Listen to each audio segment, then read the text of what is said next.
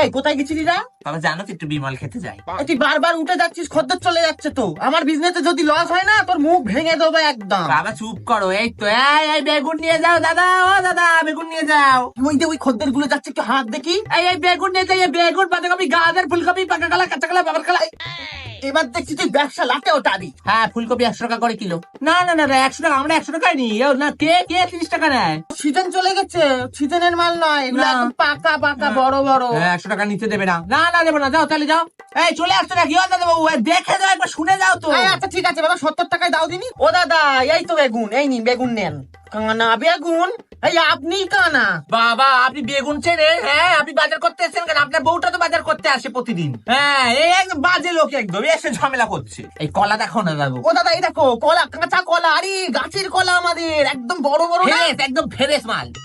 শুনে আরে দেখে দাও তো একবার। পাশের দোকানে